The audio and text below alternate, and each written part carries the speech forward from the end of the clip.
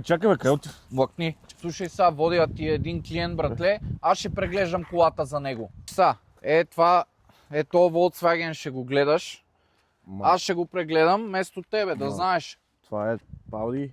Ауди, добре, нищо.